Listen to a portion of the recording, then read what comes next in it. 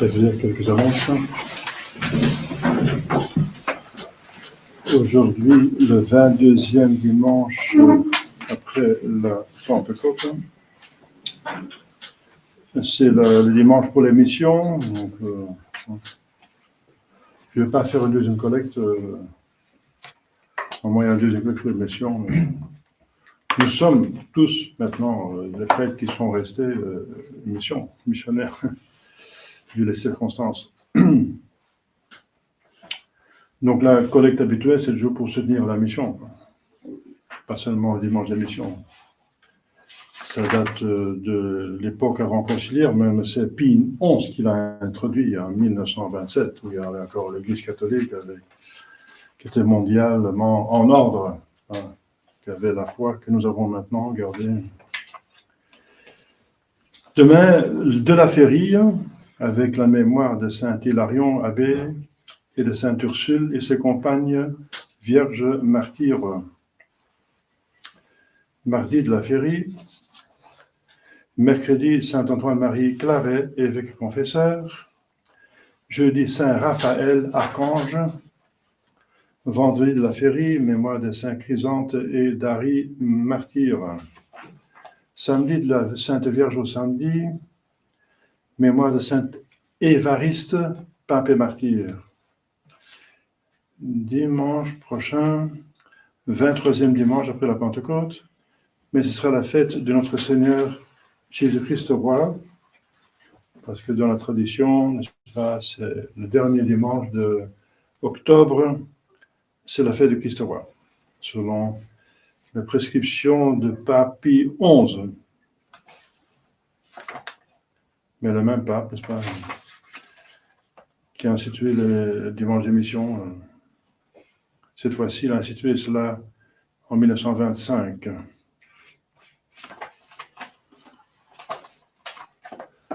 Voilà, le déménagement d'Alos est presque pratiquement terminé, n'est-ce pas? Donc Alos est fermé. Le propriétaire va vendre la maison, donc il a dû quitter le lieu. Donc le seul centre-est qui demeure, c'est celui-ci. Prions pour que tout se passe bien, n'est-ce pas? Pour l'expansion de l'Église catholique, c'est le cas de le dire. Au nom du Père et du Fils et du Saint-Esprit, ainsi soit-il. Chers fidèles, c'est l'évangile très connu, n'est-ce pas, de la tentation des pharisiens qui vont amener leurs ennemis hérodiens, parce qu'ils sont des gens en faveur de Hérode, ça veut dire de l'occupation romaine. Mais pour l'occasion, ils l'ont pris avec eux pour piéger notre Seigneur Jésus-Christ. Parce qu'ils veulent justement l'arrêter et trouver donc un prétexte pour l'arrêter, l'accuser d'hérésie ou d'un dérèglement important. Et ils doivent tenir compte du peuple, parce que le peuple n'est pas en faveur, donc ils doivent le compromettre aux yeux du peuple. Alors, vous savez ce qu'ils font, ils vont poser la question, est-ce qu'il faut payer la taxe aux Romains, les occupants, n'est-ce pas? Et donc une force autoritaire ennemie. Et voilà, c'est un piège parce que, vous savez, si Jésus dit oui, il va mettre à dos le peuple, n'est-ce pas? Et les pharisiens vont dire oui, mais c'est contre la loi. Le peuple élu, c'est un peuple théologique, n'est-ce pas? Nous avons un seul régime légitime, c'est la théocratie. Et Dieu a permis un roi, bien sûr, aussi la royauté, mais toujours sous le contrôle du clergé et des prophètes. Et ce n'est pas permis de se soumettre à une force étrangère. Et s'il dit non, eh bien, les hérésiarques sont là pour dénoncer aux Romains, et voilà, ils seraient arrêtés pour sédition et incitation à la révolte. Alors, vous connaissez la réponse de Jésus-Christ, qui est géniale, n'est-ce pas? Jésus-Christ est Dieu, donc pour lui, il n'y a pas de problème, ça va très simple. Alors, il demande donc une pièce d'argent, il y a l'effigie de l'empereur, et c'était un principe parmi même les Juifs, n'est-ce pas? C'était dans l'explication de la loi que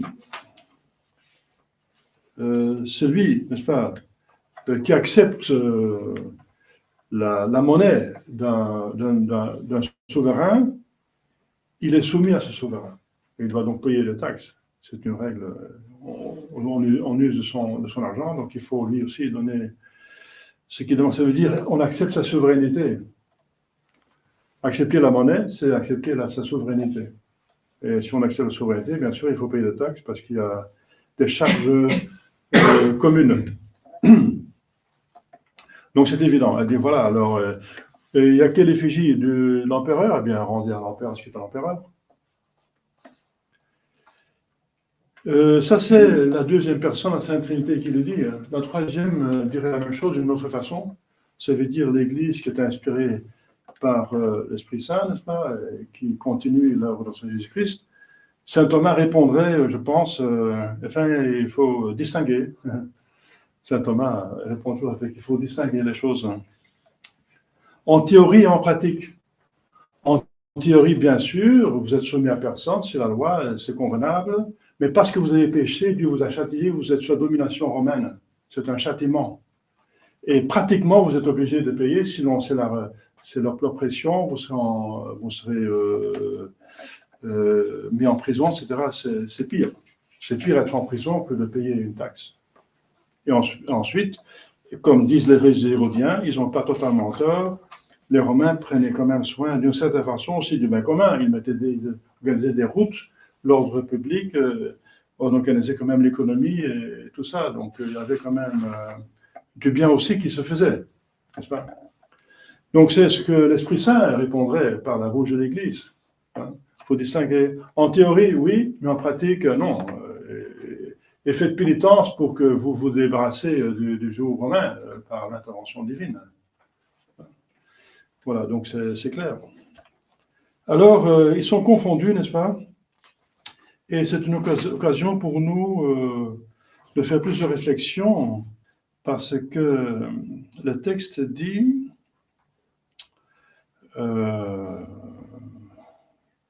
voilà, d'abord il le flatte. Il le flatte. Ils disent, et pour nous c'est intéressant pour savoir comment doit être un bon prédicateur, un bon maître, n'est-ce pas, religieux, quelqu'un de la hiérarchie, un bon évêque, un bon prêtre, un bon pape. Eh bien voilà. Si vous avez l'accès, vous êtes véridique, vous dites toujours la vérité, et bien sûr c'est fondamental. C'est vrai que le mensonge en soi, ce n'est pas un péché mortel, c'est un péché véniel, mais peut devenir mortel par les circonstances, par la gravité de la matière. Et certains péchés de mensonge sont vraiment des péchés mortels, comme les péchés pour tromper quelqu'un, n'est-ce pas? Sauf si la matière n'est pas grave. S'il s'agit de quelques euros, on ne risque pas un enfer éternel pour quelques euros. Mais on oublie trop, n'est-ce pas, que le mensonge est très sensible à Dieu, puisque Dieu est vérité. Et surtout, Dieu qui s'est manifesté à nous, c'est la deuxième personne. La deuxième personne est la vérité en Dieu, la vérité exprimée même, le Verbe.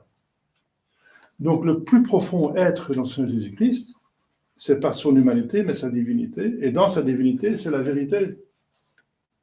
Donc mentir, c'est aller contre le plus intime de Jésus-Christ. C'est pour ça que l'hérésie est tellement fâcheuse dans l'Église. L'hérésie, on met quelqu'un dehors de l'Église. Tuer sa belle-mère, c'est grave, mais ça ne vous met pas en dehors de l'Église. Vous êtes un mauvais membre de l'Église. Vous êtes toujours membre de l'Église, mais pas avec l'hérésie.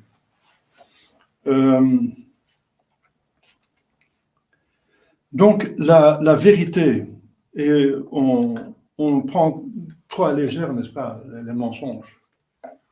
Il y a des mensonges joyeux, il y a des mensonges officieux, et il y a des mensonges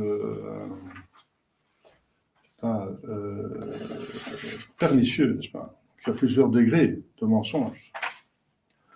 En tout cas, aucun mensonge n'est permis, sauf pour plaisanter. C'est clair pour tout le monde dès le début que c'est un mensonge. C'est une blague, ça oui, ça c'est permis. Et finalement, le théâtre, c'est un mensonge, parce qu'il joue un personnage qui ne sont pas. Alors, et tout le monde sait que c'est joué. Donc un mensonge qui n'est pas pour tromper, mais pour divertir, et que c'est clair que c'est un mensonge, c'est permis. Mais ça, c'est la seule exception. Et finalement, c'est plus un mensonge, c'est un jeu. Alors, dans un jeu, on joue toujours quelque chose, même les enfants jouent ce qu'ils ne sont pas. Alors, ils jouent, c'est pas quoi, Ivanhoe ou cowboy indien, donc ils ne sont pas cowboys, ennemis indiens, mais ils jouent quand même. Donc, mais ce n'est pas un mensonge, c'est permis, voilà, parce que c'est clair pour tout le monde. Mais ça, c'est la seule exception, n'est-ce pas? Donc mentir, c'est parler contre sa pensée, c'est le mensonge. Même si on se trompe, par exemple, on affirme comme vrai une chose vraie en effet, mais qu'on croit fausse, on ment encore. Ouais. Mais on se trompe, donc c'est différent. Donc, se tromper ou pas, être dans la vérité, c'est la relation entre ce que je pense et la réalité. Il y a deux aspects, l'aspect objectif et subjectif. La réalité, est-ce que je la connais? Alors je suis dans la vérité. Si je ne la connais pas, je me trompe, je suis pas dans le mensonge, mais dans l'erreur. Et la vérité ou la véracité ou l'esprit mensonger, c'est la relation entre ma pensée et ma parole. Quand je dis vraiment ce que je pense, je suis véridique. Si je parle contre ma pensée, je pense que quelque chose est comme ça et je dis autre chose, je suis dans le mensonge. Ça, c'est la psychologie, n'est-ce pas, de la communication avec les autres. Donc, pour être dans la vérité, il faut d'abord bien s'instruire de la vérité, vérifier ses sources, et ensuite dire ce qu'il en est. Sauf exception, n'est-ce pas? Si on n'a pas le droit de dire la vérité, si les autres n'ont pas le droit à la vérité, il faut se taire. Comme l'ennemi, n'est-ce pas? Dire la vérité à l'ennemi, c'est la trahison. Judas a dit la vérité aux pharisiens, Jésus est là et là. Il y a plusieurs vérités qu'on ne peut pas dire. Le secret de confession, les secrets confiés, hein, les vérités qui sont privées et qui ne sont pas... par exemple, médire. Médire, c'est un péché, ça peut être un gros péché, mais c'est dire la vérité. C'est parler de mal d'un autre qui l'a fait. Mais les autres n'ont rien à voir avec ça. Il ne faut pas détruire la réputation de quelqu'un. Dire quelque chose qui n'a pas fait, c'est pire, c'est calomnier. Voilà. Mais même la médisance, dire la vérité, c'est un péché. J'avais du mal à dire ça aux Hollandais. Quand j'étais aux Pays-Bas, les Hollandais sont très axés sur l'honnêteté. Dire ce qu'il en est. Mais là, ils mettaient l'honnêteté au-dessus de la charité. Et ça devient grave. Finalement, la pornographie, c'est aussi être honnête, c'est dire ce qu'il y a, mais c'est pas permis d'en parler. C'est pas permis pour montrer les choses qui sont réservées au mariage. C'est pour ça que la pornographie en Hollande, on parle de tout, n'est-ce pas? Tout est possible, au nom de l'honnêteté. Et aussi la médisance. Ah oui, mais c'est vrai, il a fait ça. Oui, mais vous n'avez pas le droit de dire, mais... ils avaient du mal à comprendre que la vérité, ce n'est pas la plus haute valeur. Parce que la vérité, c'est celle qui est dans l'amour. dans l'amour de Dieu, donc dans les commandements de Dieu. Voilà, donc c'est toujours par amour. L'Esprit Saint est l'amour. Donc la vérité divine produit l'Esprit Saint. Le Verbe produit l'Esprit Saint. C'est une vérité qui est l'esprit d'amour, n'est-ce pas? L'esprit de vérité et l'esprit d'amour. Ça fait un en Dieu. Si la vérité mène au péché, c'est une vérité qui... Saint Augustin dit qu'une vérité qui est en dehors de l'amour cesse finalement d'être vérité. Même si c'est en pratique, en principe la vérité, mais c'est un mensonge. Je ne veux pas le dire, ça veut dire le mensonge dans le sens que c'est une mauvaise chose que vous avez dit. Vous n'avez pas le droit de dire. Alors, vous voyez, chers fidèles, on prend trop à la légère les mensonges. J'entends souvent le mensonge, petit mensonge pour un peu grand bien, n'est-ce pas? Non, ça n'existe pas. C'est interdit par l'Église. Même pour vider l'enfer, on ne peut pas dire un mensonge. Un petit mensonge. Disent le Père de l'Église. C'est le machiavélisme. C'est prendre un mauvais moyen pour obtenir un bon but. Vider l'enfer, c'est un bon but. Enfin, en principe, ce n'est pas possible parce que les gens ne veulent pas se convertir dans l'enfer. Mais si en théorie, ce serait possible, si vous aurez encore un moyen pour les convertir, etc. Donc, on ne peut pas le faire. Donc, et ça on n'y pense pas assez, n'est-ce pas? Donc, il y a le mensonge joyeux, officieux et pernicieux. Eh bien, aucun mensonge est permis. C'est toujours l'offense de Dieu, quel qu'il soit, qui est vérité infinie. Est nuisible à la société, parce que ça détruit la confiance mutuelle, engendre la méfiance, les soupçons, l'inquiétude. Il ne faut pas oublier, il y a un proverbe, en tout cas qui est chez nous, même si le mensonge va vite, la vérité le rattrapera un jour. Donc si vous mentez, vous avez un avantage direct, que vous sauvez votre réputation, votre image, vous avez évité la honte, n'est-ce pas? Vous avez honte d'en parler, c'est souvent pour cacher quelque chose, n'est-ce pas, qui n'est pas très glorieux. Mais ce sera pire après, parce qu'ils vont savoir que vous avez menti, et ils vont savoir que vous avez fait la chose dont vous avez menti. Et en plus, vous êtes menteur. Et il y a un autre proverbe qui dit chez nous, une fois menteur, toujours menteur. Donc ils ne vont plus jamais vous croire. Parce que vous êtes capable de mentir une fois, même si vous regrettez, vous êtes capable de faire une deuxième fois éventuellement. Surtout les gens sont moins miséricordieux que Dieu. On dit encore un autre proverbe chez nous, la nature ne pardonne jamais. Si un arbre au milieu de la route, vous avez bu, contre l'arbre ne bouge pas. Il va dire, ah oui, je vous laisse passer parce que j'ai pas pitié de vous. Non, la nature ne pardonne jamais. Les hommes pardonnent parfois. Enfin, des bons chrétiens devraient pardonner toujours, mais pas tout le monde est bon chrétien. Et Dieu pardonne toujours, à condition qu'on regrette. Voilà. Donc les gens ne vont pas facilement oublier que vous êtes menteur. Hein. Ils ne vont plus vous croire. Et ensuite, bien sûr, peut-être la chose plus grave, ça nuit au menteur lui-même, à son âme. Tout menteur devient l'enfant de démon. C'est une invention du démon, le mensonge. Le premier mensonge, c'est le mensonge du diable qui se sert de serpent envers Ève. Non, tu ne mouriras pas. N'est quoi, c'est pas vrai. Dieu est menteur. C'est pas, si vous mangez de ce fruit, vous n'allez pas mourir. Au contraire, vous serez comme lui. Et Dieu ne souffre pas que vous êtes comme lui. C'est encore rendre Dieu mauvais. Et c'est pas vrai. Parce que Dieu fait tout pour nous rendre comme lui. Il nous a communiqué sa nature divine par amour, n'est-ce pas? Nous sommes enfants de Dieu. Autant que c'est possible de donner à une créature celle comme nature divine. C'est ça la grâce. La grâce, c'est la vie surnaturelle, c'est pas la vie surnaturelle. C'est quoi la vie surnaturelle? C'est une participation à la nature divine. Pourtant que c'est possible. Donc, c'est pas seulement, c'est méchant, n'est-ce pas? En quelques mots, il a vraiment fait beaucoup de mal.